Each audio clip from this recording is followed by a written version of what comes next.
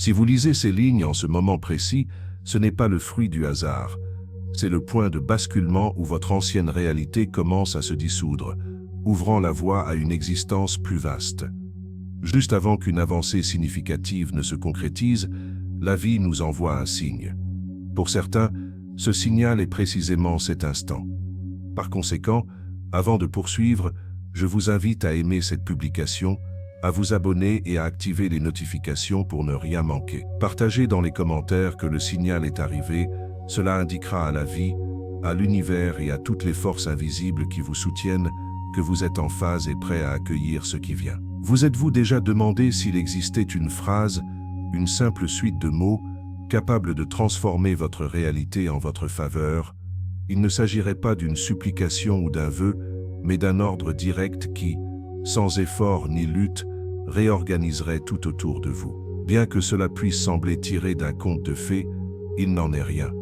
Il existe une expression puissante, rarement utilisée, qui agit réellement. Son efficacité ne réside pas dans les mots eux-mêmes, mais dans ce qu'ils déclenchent en vous. Ce n'est pas de la magie, c'est une question de conscience. Cette phrase ne demande rien à l'univers, elle provoque une réorganisation immédiate de l'univers autour de votre perception. Ce n'est pas de la superstition, mais une profonde compréhension. En effet, ce que la plupart des gens appellent la réalité n'est pas aussi solide ou immuable qu'il y paraît. Tout ce que vous percevez, touchez et expérimentez est filtré par votre propre interprétation. Modifiez cette interprétation, et la réalité que vous vivez se transformera également. Cette phrase, lorsqu'elle est comprise et employée correctement, reconfigure la manière dont votre esprit interagit avec ce que vous nommez le monde extérieur. Mais voici la vérité, il n'y a pas de monde extérieur distinct de votre conscience. C'est de là que découle son pouvoir. Comme l'explique le Dr Joe Dispenza, votre personnalité crée votre réalité personnelle. En d'autres termes, vos schémas de pensée, d'émotions et de croyances qui vous guident au quotidien sont en train d'écrire le scénario de votre vie. À moins de briser ces schémas à la source, rien d'extérieur ne changera véritablement. C'est pourquoi les affirmations échouent pour tant de personnes. Elles répètent des phrases encore et encore, espérant forcer un nouveau résultat, mais au fond, rien ne bouge. Les mots ne font que rebondir à la surface d'une identité qui n'a pas été modifiée. C'est comme crier dans un miroir en espérant que votre reflet aura l'air différent. À moins de changer celui qui parle, le reflet restera le même. La phrase dont nous parlons ne fonctionne pas comme une affirmation conventionnelle. Elle n'essaie pas de convaincre votre subconscient de quelque chose qu'il ne croit pas. Elle s'adresse directement à votre être le plus profond, celui qui se trouve derrière les pensées, l'observateur de tout le champ de la réalité. C'est pourquoi elle génère un changement immédiat, non pas d'abord dans le monde physique, mais dans votre structure interne. Une fois que cela se transforme, tout ce qui est extérieur commence à se réorganiser. Pour mieux saisir cela, imaginez votre esprit comme une lentille. Cette lentille a été conditionnée dès l'enfance à se focaliser sur les limitations, sur ce qui est considéré comme réel, sur ce qui est cru possible, sur ce qui est jugé logique. On vous a appris à croire en la solidité de la matière et à l'immuabilité des circonstances. Ainsi, vous grandissez en pensant que vous êtes un observateur passif, ne faisant que réagir à ce que la vie vous présente. Mais c'est une illusion, c'est le résultat du conditionnement. En réalité, vous êtes le projecteur, pas l'écran. La réalité vous montre le film que vous diffusez déjà en vous. À moins d'apprendre à changer ce film, votre dialogue interne, vos croyances dominantes, votre signature énergétique, ce que vous voyez autour de vous ne se modifiera pas. Le Dr Joe Dispenza enseigne que le champ quantique ne répond pas à ce que nous désirons, mais à ce que nous sommes. Si vos pensées, vos sentiments et votre énergie sont prisonniers de vieilles histoires, c'est ce que le champ quantique continuera de vous refléter. La phrase en question ne fonctionne que lorsqu'elle est prononcée depuis un nouvel état d'être, non pas depuis la personne que vous étiez, mais depuis la personne que vous avez déjà décidé de devenir. C'est pourquoi il ne s'agit pas de supplier l'univers, mais de vous aligner sur la fréquence de ce que vous désirez d'une manière si claire et complète que l'univers n'a d'autre choix que de le refléter. Les mots, lorsqu'ils sont utilisés en pleine conscience, ne sont pas de simples outils d'expression, mais des instruments de création. Des études modernes en neurolinguistique le confirment, Le langage n'est pas seulement une façon de communiquer, il façonne la manière dont votre cerveau se connecte. Les mots que vous employez quotidiennement déterminent ce que votre esprit attend, ce qu'il filtre et ce qu'il bloque. Si votre langage est imprégné de doutes, de peur et de manque, votre perception cherchera constamment des preuves pour les confirmer, et ce que vous percevez, vous l'expérimentez. C'est ainsi que la réalité devient un cercle vicieux. Mais si vous changez le langage et les attentes qui le sous-tendent, vous commencez à briser ce cycle. C'est là qu'intervient cette puissante phrase. Elle ne repose pas sur des illusions, mais sur une intention précise. Elle parle le langage de la certitude, et la certitude est magnétique pour le champ quantique. Alors, qu'est-ce qui confère aux mots ce pouvoir? Ce n'est pas le son en lui-même, mais la conscience qui les anime. Lorsque certaines phrases sont prononcées avec conviction, elles font s'effondrer l'onde infinie de possibilités en une expérience définie. En physique, on appelle cela l'effet observateur dans la vie. Cela ressemble à un miracle. Cette phrase n'est pas interdite parce qu'elle est dangereuse, mais parce que si tout le monde savait l'utiliser, le jeu du pouvoir et du contrôle s'effondrerait. Les gens cesseraient de chercher des réponses à l'extérieur d'eux-mêmes, cesseraient d'avoir besoin de permission pour être libres, cesseraient de vivre par réaction et commenceraient à vivre par intention. Cependant, la plupart des gens n'accèdent jamais correctement à cette phrase parce qu'ils sont encore piégés dans l'ancienne mentalité. Ils essaient d'utiliser de nouveaux mots avec une ancienne énergie. Ils demandent mais doutent, ils parlent mais ne croient pas, ils déclarent mais du bout des lèvres seulement. Tant que le corps, les émotions et l'âme ne sont pas en harmonie, tant que tout l'être ne vibre pas à l'unisson avec l'affirmation, les mots restent vides. Cette phrase s'active au moment où votre identité se transforme.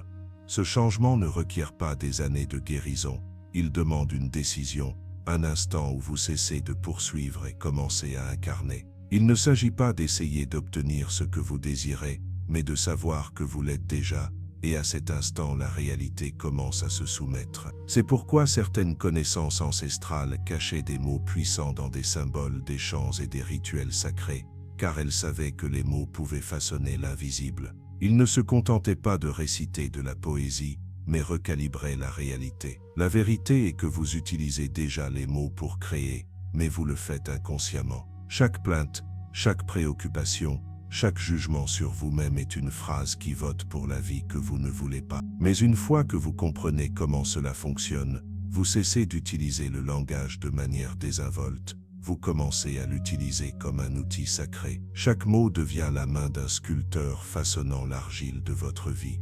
Ainsi, s'il existe réellement une phrase, comme celle que nous décrivons, et elle existe, elle ne sonnera ni mystique ni poétique. Elle sera simple, mais elle transmettra la fréquence de quelqu'un qui sait déjà qui il est. Et c'est tout le secret. La plupart des gens font presque tout correctement en matière de manifestation. Ils répètent des affirmations chaque matin, visualisent leurs objectifs, avec tous les détails, écrivent leurs désirs, répètent mentalement la vie de leurs rêves, et essaient de se sentir bien à ce sujet. Mais au fond, quelque chose ne colle pas. Ce qu'ils ne comprennent pas, c'est qu'il existe une phrase, une habitude silencieuse, qui annule tout ce qu'ils essaient de construire, et la plupart du temps, ils ne savent même pas qu'ils l'utilisent. Elle est presque toujours prononcée à voix haute, mais elle est toujours là, en arrière-plan. Cela semble inoffensif, mais ça ne l'est pas, car voici la vérité. Au moment où vous dites « je veux », vous dites aussi « je n'ai pas ». L'acte de demander confirme l'absence. Vous ne vous en rendez peut-être pas compte, mais chaque fois que vous déclarez votre désir, vous dites silencieusement à l'univers « cela ne fait pas encore partie de ma vie ». Et cela compte, car l'univers ne répond pas aux mots, il répond à votre état d'être. Le Dr Joe Dispenza a précisément évoqué ce piège. Il explique que si vous continuez à essayer de créer votre avenir tout en ressentant les émotions de votre passé, manque, frustration, désir hard, vous restez piégé dans le même schéma. Vous pouvez penser positivement toute la journée, mais si votre signature émotionnelle est le manque, c'est ce que vous transmettez, et le champ d'énergie qui relie toute chose vous renvoie simplement ce signal. Ainsi, plus vous poursuivez quelque chose, plus vous l'éloignez, plus vous suppliez, plus vous affirmez qu'il vous manque. C'est le piège dans lequel presque tout le monde tombe. Ils essaient de convaincre l'univers de leur donner quelque chose, sans se rendre compte que l'univers ne fait que répondre à ce qu'ils incarnent à ce moment précis. Il ne s'agit pas de la quantité de vos demandes, mais de la certitude que vous avez que cela vous appartient déjà. Vous pouvez affirmer que vous êtes riche, mais si vous continuez à vous sentir anxieux chaque fois que vous regardez votre compte bancaire, votre fréquence émotionnelle n'est pas alignée sur l'abondance. Vous exprimez une vérité, mais vous vibrez autre chose, et cette vibration est ce qui façonne réellement votre vie. Ils font tout ce qu'on leur a dit, écrire des affirmations, établir des intentions, visualiser le succès. Mais sans le savoir, ils envoient des signaux contradictoires. Ils disent qu'ils veulent une chose, mais au fond, ils restent attachés à la peur, au doute et à la limitation. C'est comme appuyer sur l'accélérateur et le frein en même temps. La manifestation ne consiste pas à faire arriver quelque chose à l'extérieur, il s'agit de devenir la version de vous-même qui vit déjà dans cette réalité et de le faire sans douter, sans le remettre en question toutes les 5 minutes et sans mesurer le temps que cela prend. C'est pourquoi la certitude est plus importante que l'effort. Vous n'attirez pas ce que vous voulez, vous attirez ce que vous êtes, non pas en surface, mais au niveau de l'énergie, de l'émotion et des croyances. Et ce n'est pas seulement une idée pour se sentir bien, il y a une vraie science derrière cela. L'une des expériences les plus révélatrices de la physique quantique est l'expérience de la double fente. Sans entrer dans les détails techniques, la conclusion est la suivante. Lorsque les particules ne sont pas observées, elles se comportent comme des ondes, existant dans de multiples possibilités à la fois. Mais au moment où quelqu'un les observe, ces possibilités s'effondrent en un seul résultat. Cela nous dit quelque chose de très puissant. L'acte d'observer change la réalité. Votre attention n'est pas passive, elle façonne ce qui se... Ainsi, si votre attention est toujours centrée sur ce qui manque, sur ce qui n'est pas encore arrivé, c'est la version de la réalité que vous renforcez. Ils se réveillent chaque matin et pensent « Je n'ai toujours pas ce que j'ai demandé ». Ils regardent leur tableau de visualisation et disent « Un jour j'aurai ça ».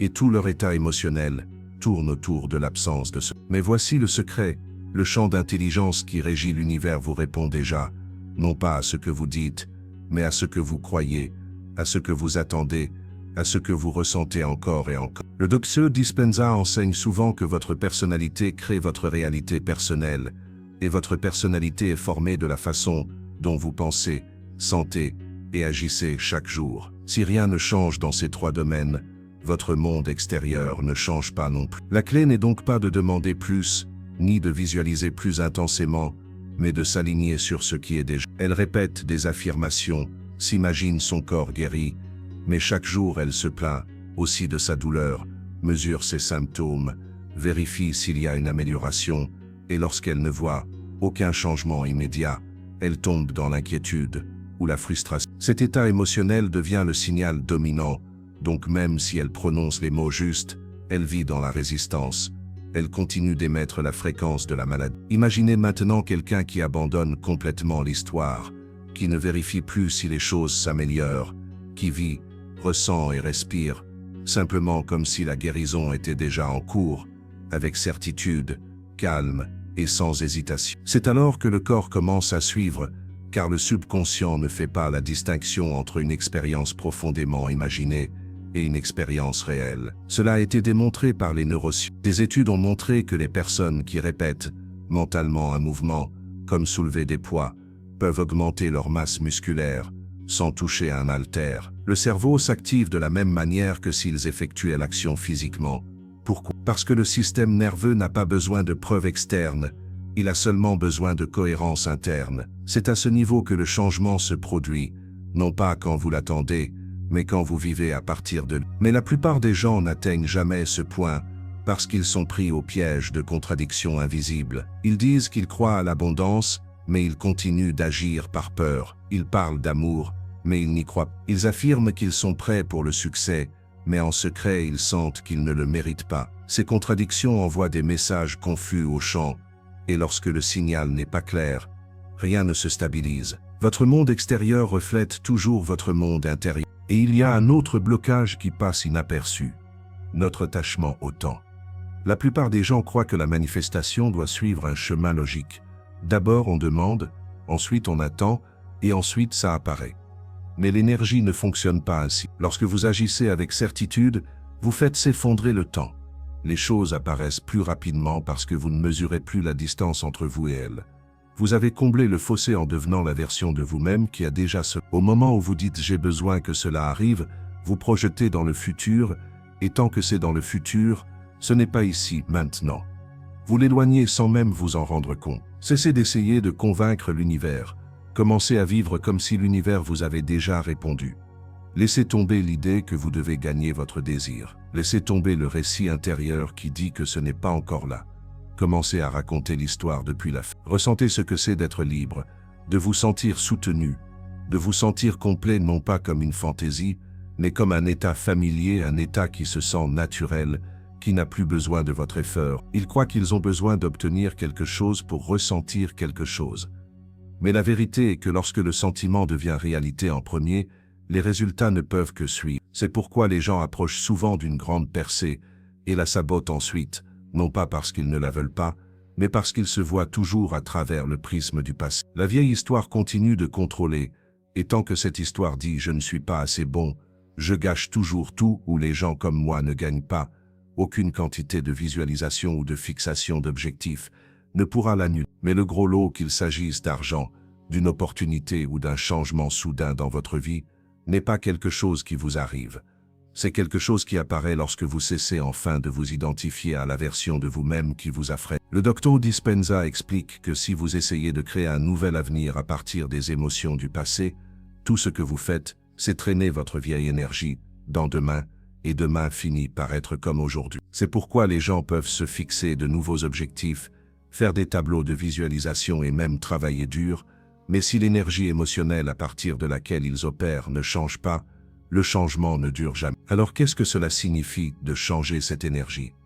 Cela signifie commencer à ressentir maintenant comment vous croyez que vous vous sentirez alors, avant la grande percée, avant la victoire, avant le résultat. Il s'agit d'entrer dans un état de connaissance, pas d'espoir ni de désir, mais de savoir réellement que ce qui est à venir est déjà aligné sur vous, que ce n'est pas une question de savoir si cela arrivera, mais de quand. Il ne s'agit pas de faire semblant, il ne s'agit pas de simuler ou d'avoir des illusions. Il s'agit d'être tellement convaincu intérieurement de la nouvelle histoire que votre système nerveux commence à se détendre, votre cerveau commence à se reconfigurer pour cela. Votre corps commence à mémoriser la sensation de déjà l'avoir, et votre énergie commence à correspondre à la réalité que vous avez demandée. La neuroscience le confirme. Des études ont montré que lorsqu'une personne imagine une expérience avec beaucoup de détails, son cerveau ne peut pas toujours la distinguer d'une expérience qui se produit réellement. Lorsque vous répétez mentalement et émotionnellement un avenir, vous créez des voies neuronales qui commencent à rendre cet avenir de plus en plus familier, de plus en plus probable, car le cerveau, à bien des égards, est un enregistrement du passé, et lorsque vous lui enseignez un nouvel avenir, il commence à s'adapter. Mais voici le point crucial, cela ne fonctionne que lorsque le changement intérieur est authentique. Si quelqu'un dit « je suis riche », mais qu'à l'intérieur il se sent toujours ruiné et désespéré, le signal est contradictoire. Les mots disent une chose mais la vibration en dit une autre, et la vie ne répond pas aux mots, elle répond au signal. C'est pourquoi le moment juste avant que tout ne change semble souvent n'être marqué par aucun changement, car c'est le test. Pouvez-vous maintenir l'énergie du résultat avant qu'il n'apparaisse? Pouvez-vous rester fidèle à la nouvelle version de vous-même, même lorsque les anciennes circonstances sont toujours là? Si la fin est déjà connue, alors quoi qu'il arrive, il n'y a pas de panique. Il y a de la confiance, il y a du calme, il y a un sentiment ancré que ceci est déjà à moi. C'est ce que les gens ressentent souvent juste avant un changement majeur. Ils peuvent ne pas être capables de l'expliquer, mais il y a une libération soudaine de l'effort. Une tranquille certitude intérieure remplace l'agitation. La peur commence à se dissiper. Il n'y a plus besoin de supplier la vie de changer, il n'y a que la paix. Et alors très souvent quelque chose clique, l'appel arrive, la porte s'ouvre, la grande percée se produit.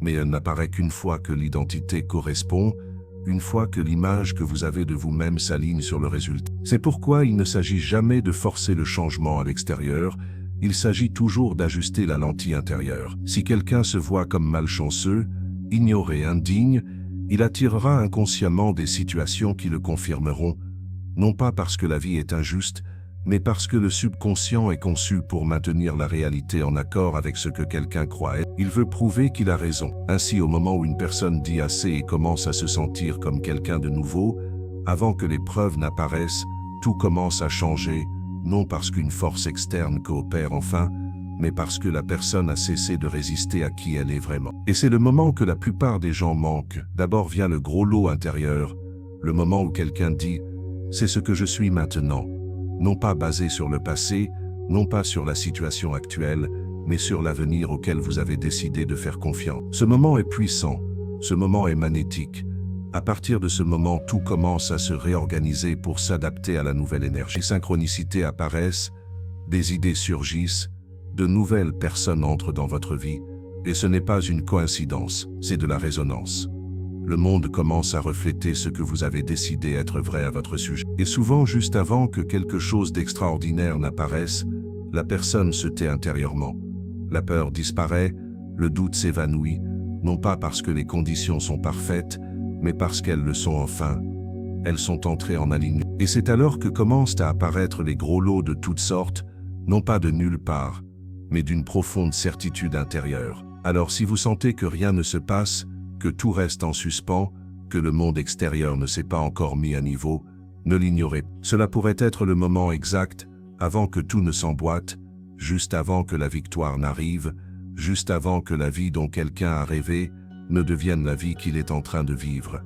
Parce que la vie ne répond pas à l'espoir désespéré, elle répond à la connaissance alignée. Et lorsque cette connaissance devient inébranlable, le gros lot n'est jamais loin. Si ce contenu vous a parlé, aimez la vidéo et abonnez-vous pour plus de contenu similaire.